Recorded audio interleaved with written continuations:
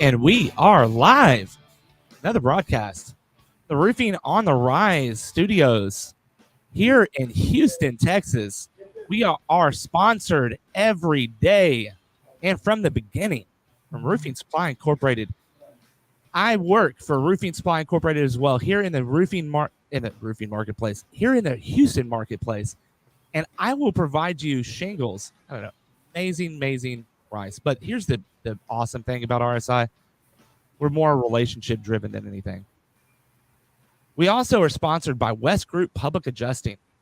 If you are looking for an awesome expert witness, PA, appraiser, just about anything whereas it comes to claims management, West Group Public Adjusters has got you covered. And if you are wondering how to get a hold of those people, you can get a hold of me. Telephone number 210-919-8987. Again, 210-919-8987. Again, Roofing Supply Incorporated here in the Houston marketplace.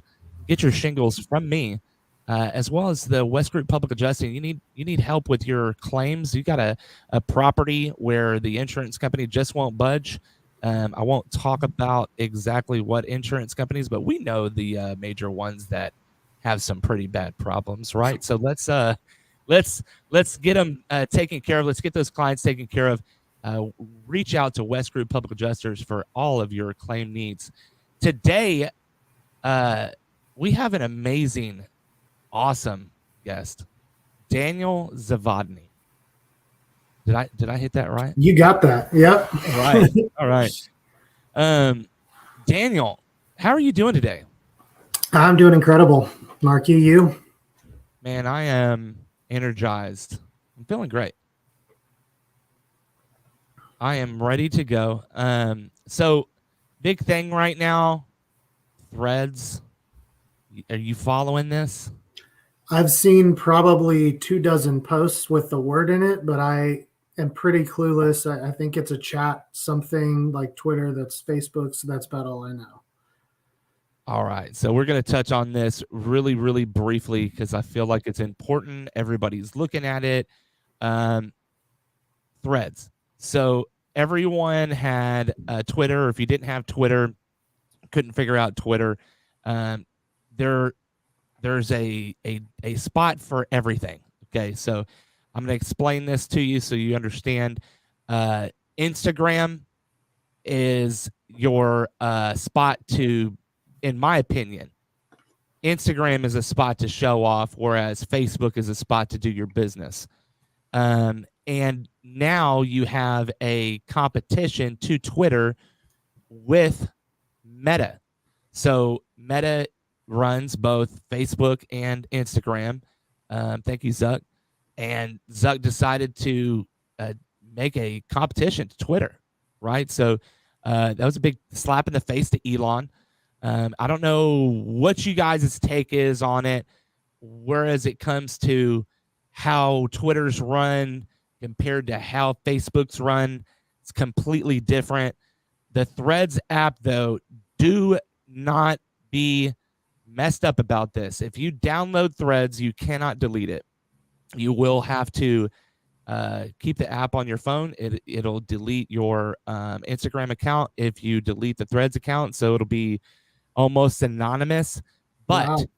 It does not share. So you if you post on Facebook, you can link your Instagram. The stuff that goes from your Facebook goes to your Instagram stories, reels, etc. posts, right? Well, not with Threads. So when you post on Threads, it does not go to Instagram. It does not go to Facebook. It doesn't go to anywhere besides Threads. And it's set up like that for a specific reason. The algorithm there is different than the algorithm on Facebook or on Instagram specifically. And there's a big reason for that, right? So there are different ways in which that pictures and videos are captioned.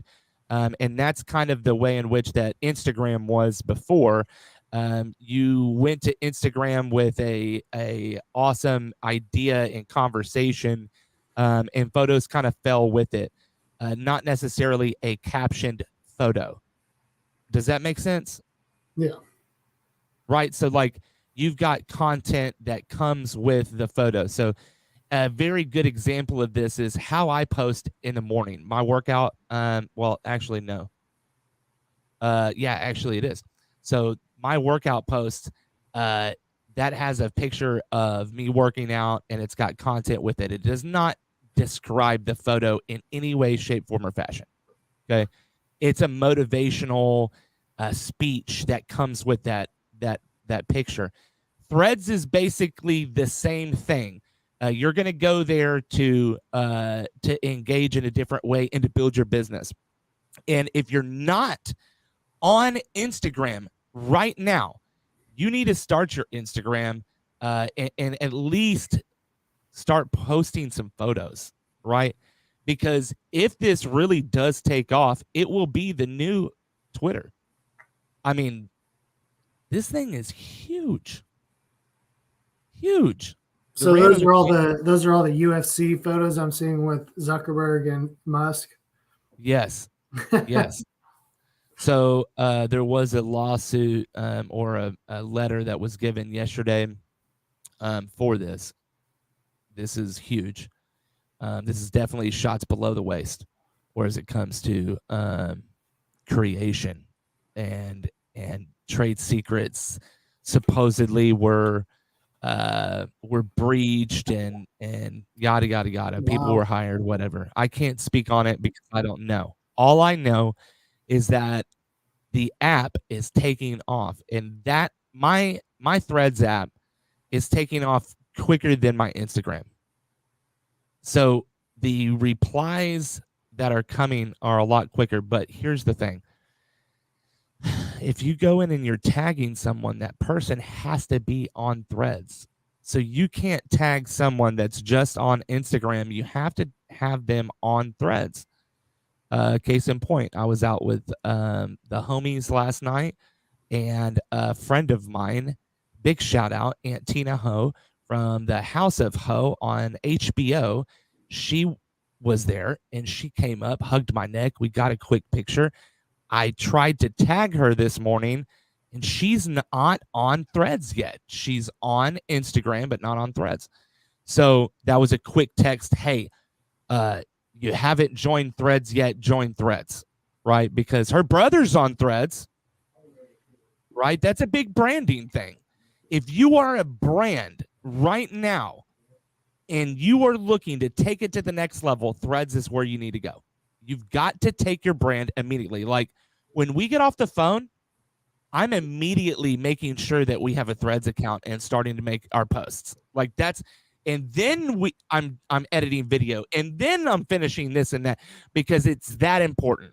That's bro. So Wow. when you were like, how are you feeling today? Like I'm fired up. There's something new, shiny and glittery on the block, and everybody's talking about it.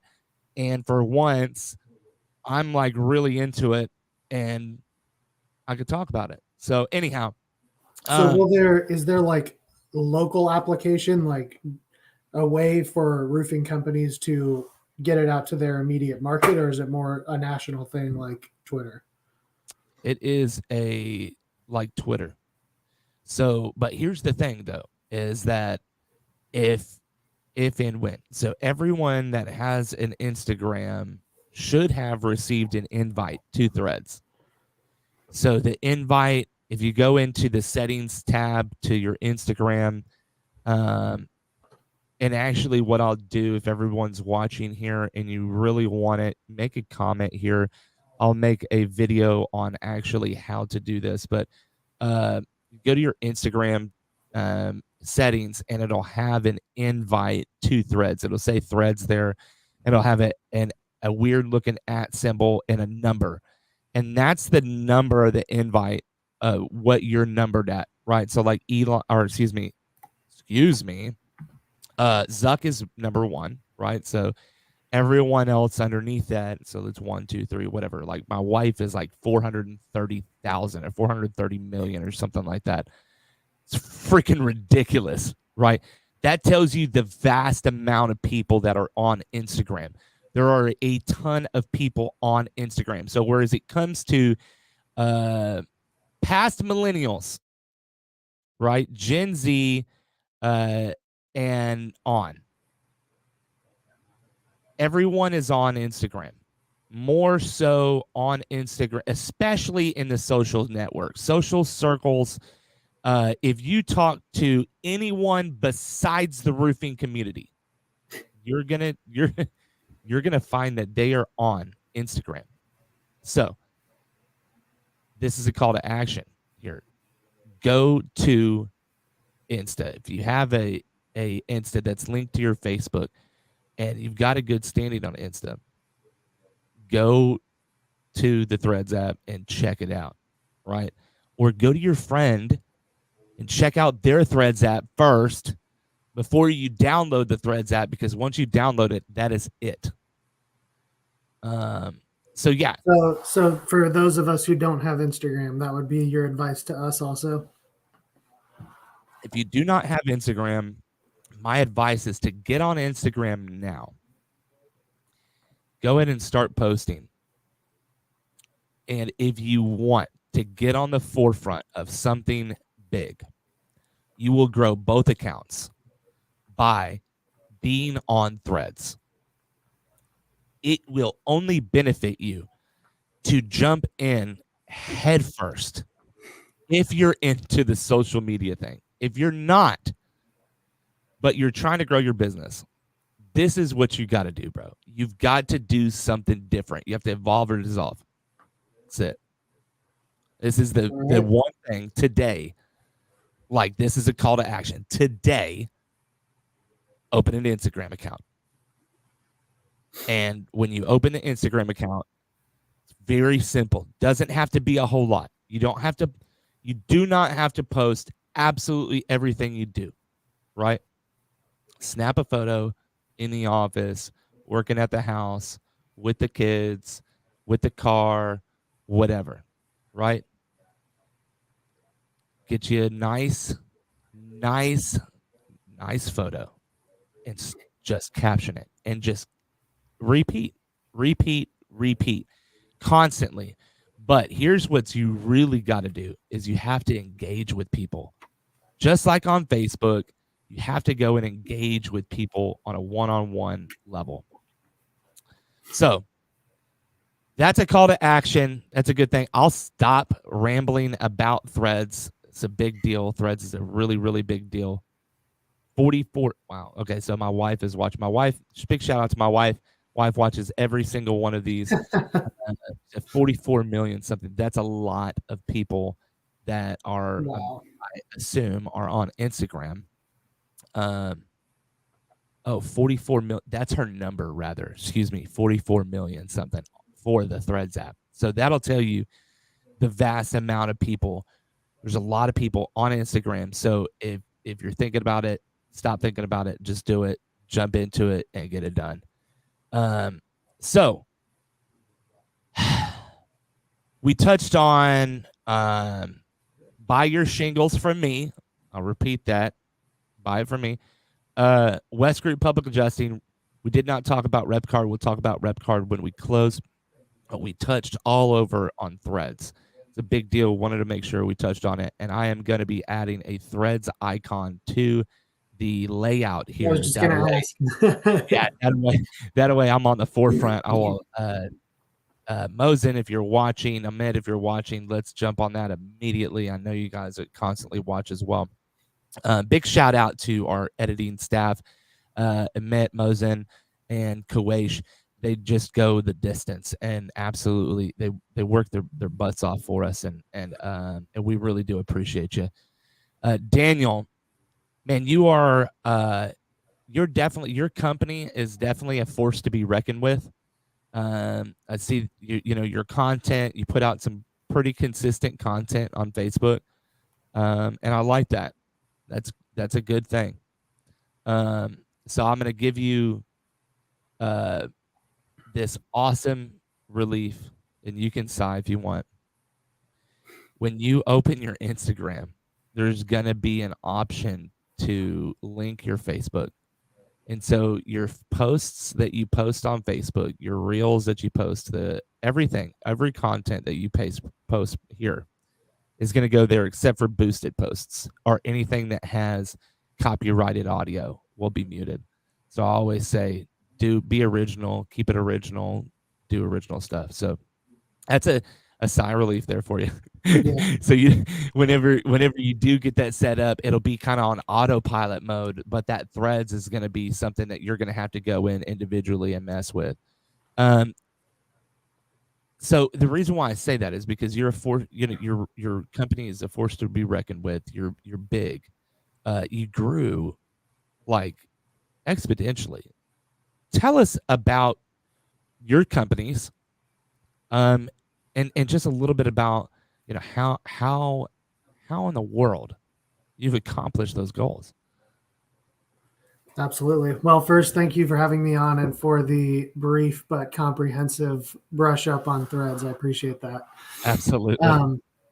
So, starting off, would not be right if I took the credit. It's due to the people on the team, and it's due to people having a lot of strengths that I don't have. But history on the companies started the consulting firm, which our main focus is insurance claims supplementing and estimates, exactimates for contractors across the country. We have over 100 clients there, 11 full-time estimator supplementers who serve our clients across the country. Wow. Started that in January of 2019, and then I left my operations officer position at a roofing company I was at in April to do that full-time. And then shortly after that, I hired my brother, who now runs the company, one of our rock stars that I absolutely couldn't be successful without, Joseph Zavodney. 2 months after I left my position at that roofing company, we had 20 tornadoes touch down in Dayton. And Whoa. me and my wife knew a bunch of people in the industry and knew how to work in the industry. So we're like, okay, we're getting this consulting firm off the ground, but should we also start a roofing company, which about a week later we decided to do. So that company just turned 4 years old the beginning of last month.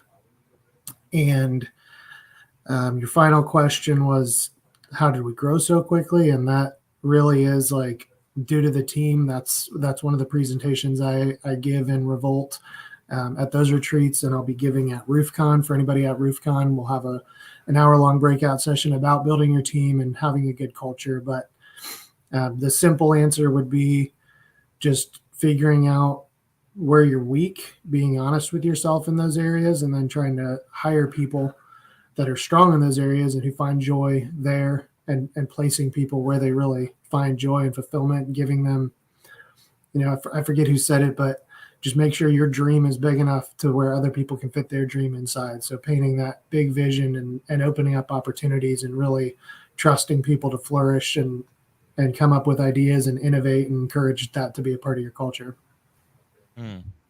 Yeah, culture is a big thing too. Not a lot of people talk about culture. They don't want to talk about it. That's not a good thing to avoid. I'm telling you. And let's do this. Very successful individuals generally have some sort of action plan or daily activity, right?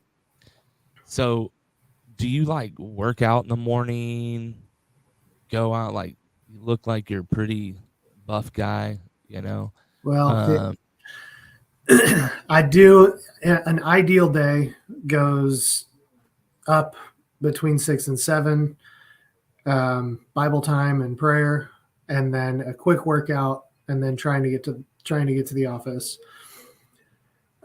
Recently, it's been like such a roller coaster with the different businesses, and I've got 4 kids and married, and lots of things going on, lots of hiring, thank you, lots of training and stuff. So to be honest, like that stuff ebbs and flows. I'm not Joe Hughes where he like has it completely dialed in and does everything perfect every day. Shout out to Joseph Hughes. Shout out to Joe Hughes. He's like consistency master. But I find myself like more on a pendulum of like, okay, I'm able to commit more time to the family. Okay, now more time to health usually in the winter, and then more time to the businesses and the employees during the busy year. So I kind of swing to more extremes than ultimate consistency. Progress rather than perfection, right? Yeah, yeah, That's my go-to there. yeah, So that's awesome to know. A lot of I ask that question a lot. What's your normal routine look like? Does workout, physical health have anything to do with that? That's a big thing. yeah. Um, a lot of people like to uh, idolize people that are successful, and like they have this thought in their mind that if they just do, like, if I could just do this one thing like that they're doing, then Like maybe there's some I'll secret. be successful too, right? Yeah, Yeah. And it's no fucking secret. Just get off your ass and go to the gym and actually connect yeah, with your creator, your family, what have you. Um and like that generally catapults, especially if you do it in the morning, a lot of yeah. individuals. Yes. Um Definitely does. And you just have to get up and do it. Like action is a big thing. Like that's like my biggest thing is action, action, action. Getting up and doing something, getting up and actually going to doing it. So Which uh precedes belief. Like when you don't just yeah, like start thinking of yourself as a different type of person before you start doing those things, and then you start to reshape the way you see yourself. You have to. It, you can't go to the gym for 24 hours and get in shape. It's 30 minutes, 45 minutes a day for an extended amount of time, and then you start seeing yourself as that type of person, that you're not on a diet because you want to eat healthier. You eat that way because you're a healthy person. right. Yeah, we were just talking about diet. Um I gotta change my diet up a little bit. Actually, I gotta change my diet a lot. Um I like, just for the record, RSI crew, I only had 4 tacos yesterday. All right. 4 mini tacos, okay? And, I think the most healthy out of all of us was Jeff Schmeckel. Um, Looked like he had a taco salad going on over there. Big shout out to Jeff. Um, Real big glue to our organization here at RSI. So here's another thing. So, um, I wanna get into, like, your mindset. Right, so were you ever a W-2 employee before you were a business owner? Yeah, I did. I did actual construction through high school, through college, summers, Okay. weekends, and then out of college, I got that production management position. Our public adjuster got arrested, so then I had to learn claims exactimate to keep our claims Wait, moving. what? Wait, It what? was it was You unrelated to the can't roofing just go industry. by that like you didn't say that. Well, that's how You it don't have to happened to say me. any names. It But was what? it was totally unrelated to the roofing industry, but it was Okay, basically okay, okay. an I got you. overnight. Hey, you have to learn Exactimate and figure out where to find building codes and start supplementing these 100 claims because nobody else is going to do it. Oh, So wow. I had to learn that quickly, and Yeah. uh, worked my way up until I was operating officer of that company for my last 2 years, running pretty much the whole company, training salespeople. Though I didn't do many sales myself, but I was pretty much doing everything else. And that's it's interesting. So, um, your mindset shift from the W-2 position to becoming a, business owner, what clicked? What was the light switch, if you will, that flipped in your mind that said, "You know what? I'm gonna do this shit myself." Yeah. Well, I think, like, I don't know if it was different for you, but for me growing up, that, like, owning your own business, starting your own business wasn't even like anywhere on the equation. Like, people didn't talk about starting businesses. People, entrepreneurship. I don't think I heard the word entrepreneur until I was like in my 20s. So there was never that growing up. There was never even a consideration that was an option. It was you better get good grades in high school so you can do well in college. So then hopefully you can get your master's and maybe your PhD if you want to make good money. And I hate school so much. So that was like depressing to me growing up. Like, oh my gosh, like I'm going to be in school for 12 years if I want to be successful. And then I got through college. It took me 7 years to get through regular college, and I did hate it. And I got that production management position, really no direction, no, like, like hopefully I'll do well in this and I can actually support my family was like my goal. And I think that's how it starts for most people is like survival. You have to pay your bills. You can't really think about, impact long term if you're worried about rent and you're, paying your bills for the week. So getting out of the survival mode is definitely step one. And you do that by leveling up, by getting better at things, by actually applying yourself and figuring out what you're good at. Like whatever position our audience, whatever position you're in, whether you are, working for someone else and you eventually want to own your own business, like work on your skills. Every single hour to my drive at Cincinnati was spent watching Patrick Bet David YouTube videos about business, about entrepreneurship. And I call that my MBA because that was 2 hours every single day for like 5-6 years. And it was like, sales, processes, operations, production, finance, leadership, culture every day. So whatever position you are in, there is time where you can level up and start changing your mindset. And during my time there, I just like started to see more opportunity, starting to like have more confidence in myself as I was improving and seeing like, hey, like little by little, I'm getting better every single day. So to answer your question, it wasn't like a light switch. It was a confidence building over time. And then at the end of my time there, the company wasn't going in a direction that I agreed with ethically, and just it just wasn't a good fit. So it was kind of by necessity that both like we saw the gap in the industry. Like, man, every single contractor has these bottlenecks in their supplementing process at some point. If they do it in-house, they're probably fine most of the year, but if they get a big storm, they're in trouble. And if the owner's trying to do it, if someone in the company is trying to do it, they're probably doing multiple things, and then stuff slips through the cracks or money's left on the table. So there is a need for this. The insurance companies aren't getting any faster. They're not paying out any more than they used to. Like the need has grown.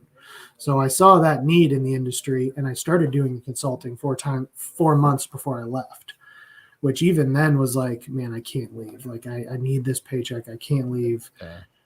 And then my wife was a huge encourager. I would love to say like, yep, I knew I'd be fine. I didn't even worry. I still remember to this day working out of my garage, having $30 in my bank account. And it's like the 29th of the month. Like this was a huge mistake. I never should have left. Like closed out a few big claims, got paid. But I always remember that like, man, like it was a huge mistake. And like, I can't believe I failed. And so I would those say are turning points for a lot of people. Yeah. Those are make or break moments. Those are the moments that define you on whether or not you're going to actually do what it takes or you're going to crumble under the pressure. Yeah, because I was married. We had multiple kids at that point and nothing. So, I give glory to God and my team. Big man, you brought up God a couple of times. Seemed to be a man of faith. I find that awesome. I too, man of faith. Actually went to Wednesday night service for the first time in a very, very long time this week. It was great. So you guys know who you are. I've seen a lot of people, actually, quite a few people came up to me. People that I know, colleagues, actually my old Beacon rep, which is a good friend of mine. Yeah, so like I have seen one thing that I really, really like is that like right now, it seems right now more than ever, being of faith, doesn't matter what it is more popular than it was like 5 years ago, 10 years ago, right? Like Like when I don't know how to put it, like people just like strayed away from faith. Whereas like now, if I'm in a conversation with business owners and like something pops up, I'm gonna use it for instance, and I've done this before. No offense, my homeboy. Anyhow, so and you'll understand why I said that. So we're sitting around in this little like four of us sitting around, and homeboy says, uh, "Who was the oldest woman to ever give birth?"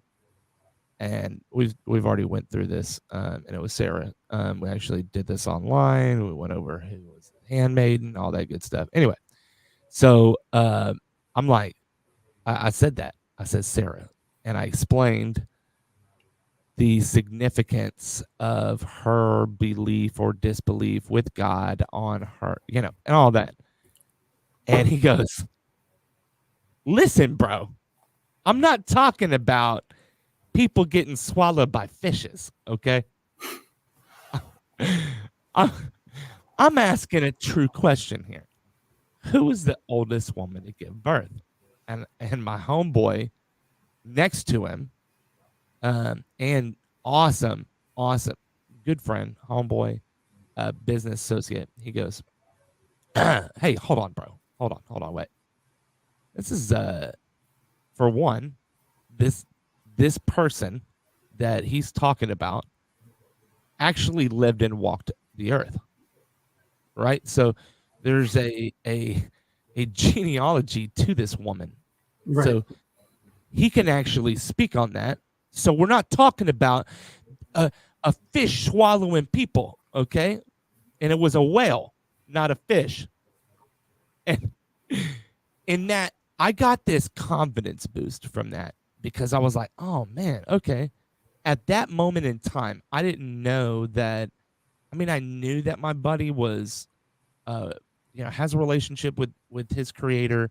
He's got a strong one, but I didn't know it was like that. Like, I didn't think he'd like mix it. I'll mix it. I don't care. Like, I really don't care what people think about me. Um, you can take it or leave it as long as you don't call me late for dinner. That I do care about. Uh, and he stepped up and talked about that. So I'm glad that you said that. Like you've said a few times on this broadcast, about your routine, about what you do, reading the Bible and stuff, and it's a really really important part of your life. And you've given the glory to God quite a few times. So I definitely wanted to talk about that just a little bit because it's a very very awesome thing to do, to give that glory to that creator because he's given that to us. Anyhow, so I'm done preaching on that. Uh, if you want more of it, you can catch content on Sunday mornings. Yeah. Because that's what that's for. Anyway, or Wednesday evenings. So where do we go from here? There's just so much like I wanna ask. So like the supplementing side of things, okay? It's a lot of questions here. Okay. So you got a roofing company, you got a supplementing company. All right. Are y'all public adjusters and roofers? Or No. is there okay, good. All right. And here's the thing. Illinois, you could do both. Right. Which is crazy. Okay. I didn't know this until like last week. I'm just like mind blown. No, we have some clients who are public adjuster contracting firms, but same thing I talked about. They're going to have bottlenecks just like anyone else. Yeah, yeah. Okay, so do you train your contractors on so on the consulting side of things when you do the supplementing for contractors, are you like training that contractor how you want your reports like because I know like photos comes to do with that. Their takeoff has a lot to do with that. You don't have to give me secret sauce or anything, but I No, just want to that's understand a little bit about you.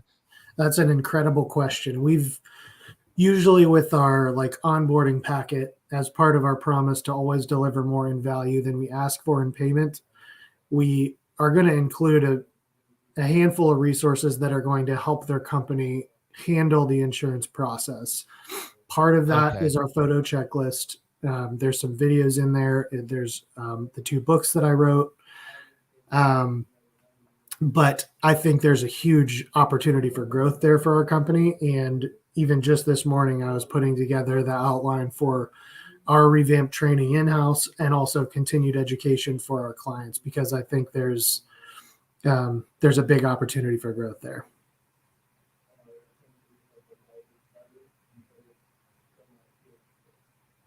Oh, all right. And we're back.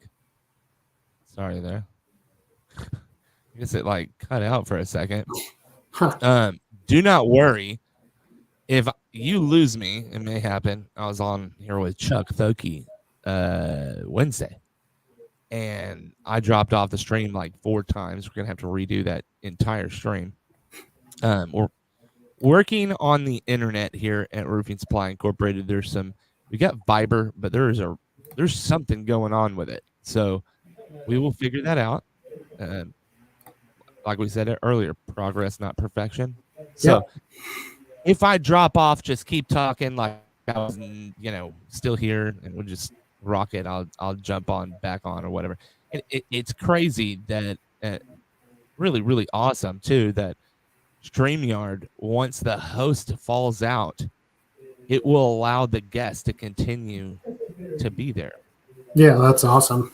So yeah, I think it's really awesome. It really eliminates a lot of issues for the hosts. So there was a question out there that was proposed about being an adjuster. I don't do a whole lot of this, but if it will allow, here it is.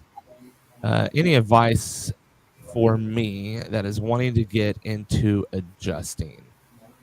I assume that this is all lines adjusting and not public adjusting.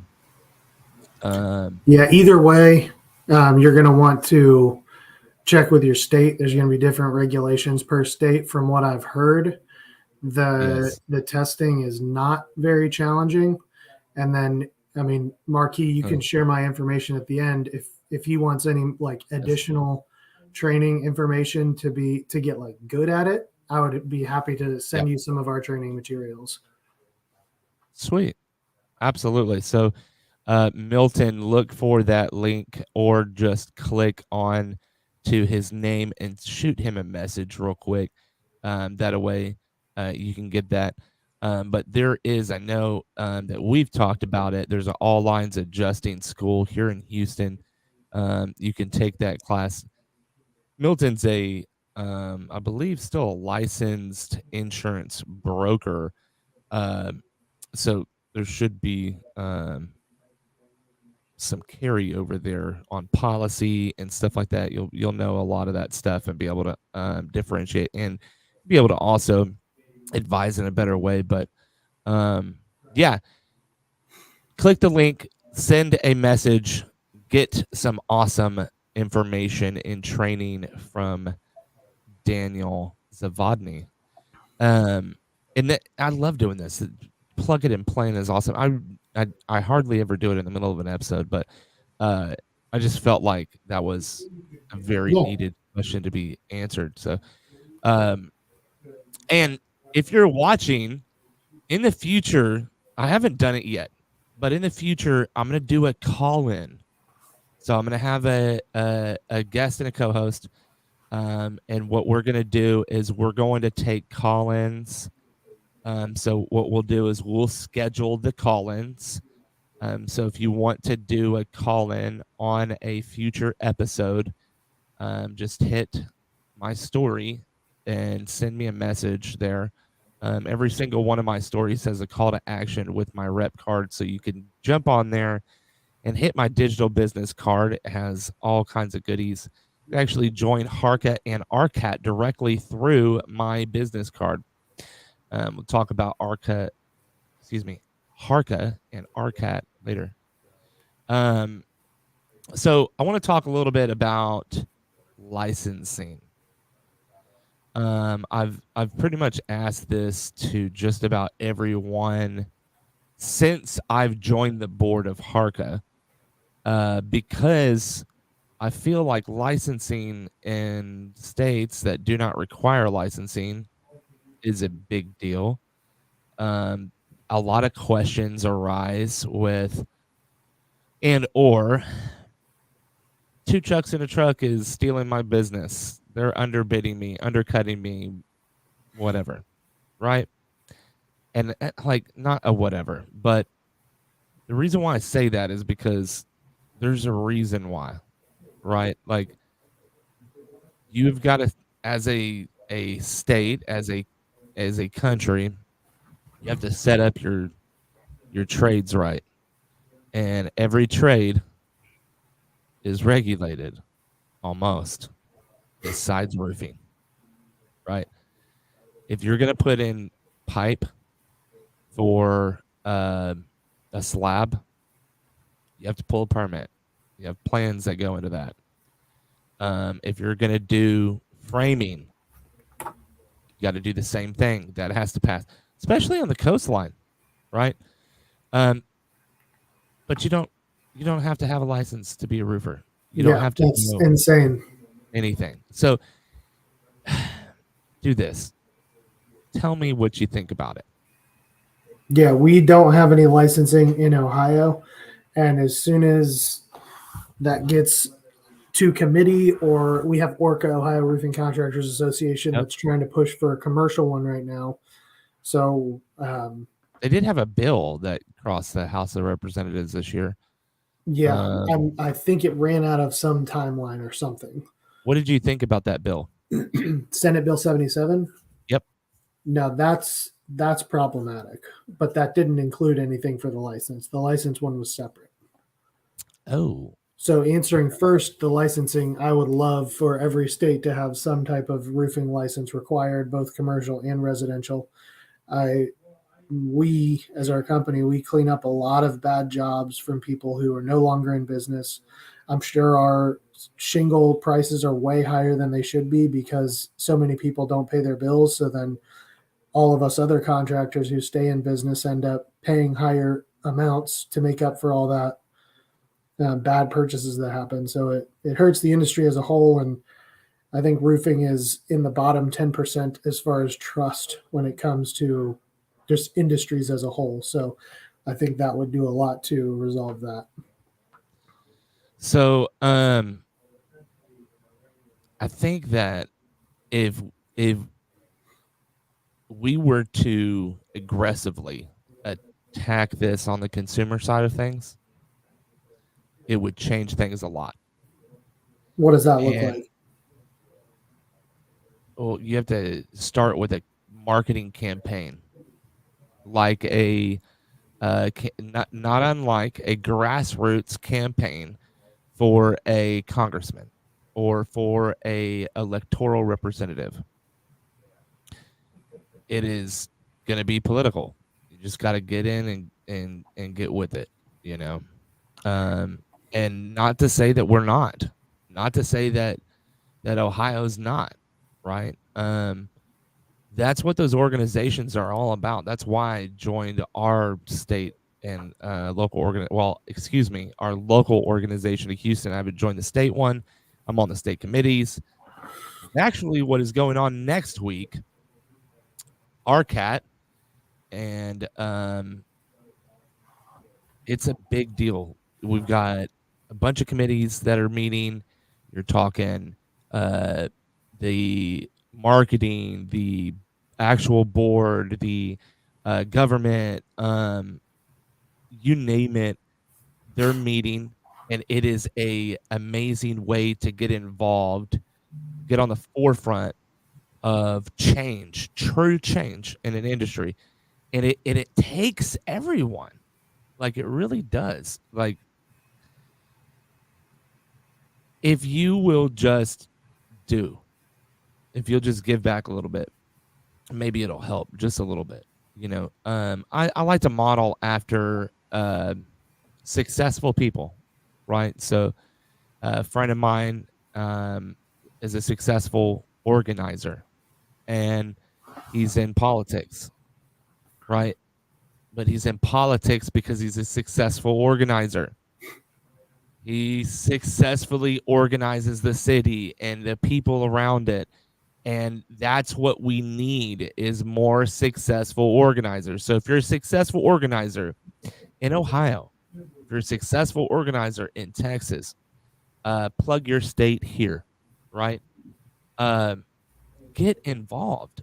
Get up, get involved. It's as easy as reaching out to someone like myself that knows exactly what's going on in that state, and can point you in the right direction.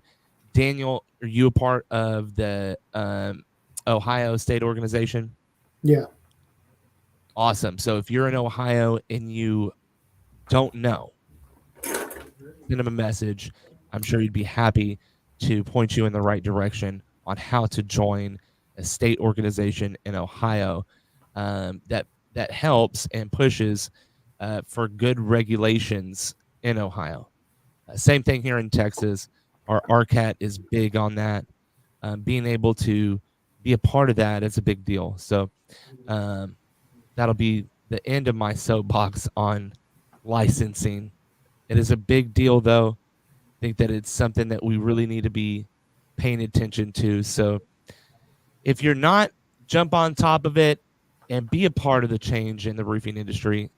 Don't just be a part of the trends, be a part of the changes. Like, anyway.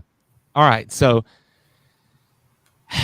I'd like to start, I'd like to wrap up with some takeaways that you think that roofing contractors should get out of claims, or the processes that you feel are just paramount.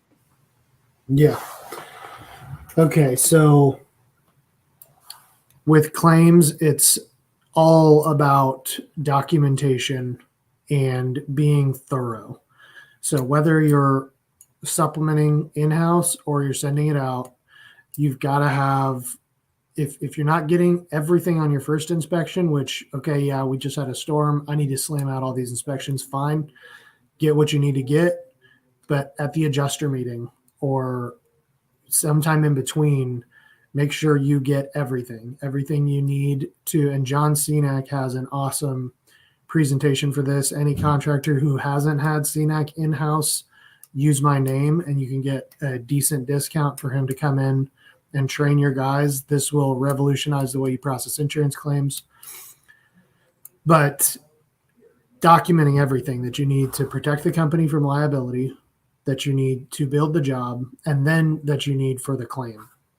So you're getting photos of all the pre-existing damages. You're getting photos of all the components. You're getting measurements. You're getting, yes, photos of damage, but you in-house and your supplementing company don't need 48 shingles of a close-up wind damage shingle. If there's wind damage, there's wind damage. That's fine. You don't need every single one. Documenting how it's got to go back together. That is paramount. An adjuster isn't a construction professional. They have their little book and they went through their little slideshow and they know what they're allowed to deny and what they need to say when the contractor asks for something that they need to deny. But if you can show them with photos and documents and third-party evidence and sketches why something needs to be done, it's like teaching a little kid how to do it. If you can show them why, then that allows them to actually do the right thing. Because I think more often than not, people are just following instructions and they want to keep their job. But if we can all get on the same page, which is our approach with our consulting firm, is, hey, we're all on the same team wanting to do the right thing for the homeowner. Here's why this has to be done. When we come with that approach, it's like maybe 5%, maybe 3% of adjusters are still going to be horrible. But for the most part, if you can really show them and train them through proper documentation why something has to be done, then they're going to be a lot more willing to get on the same page. I love that. So for the people that are out there that are going from W-2 to 1099, the mindset, the shift that they have to do, is there maybe one or two tips that you would give them for those that are struggling to maybe get off the couch and just put into action?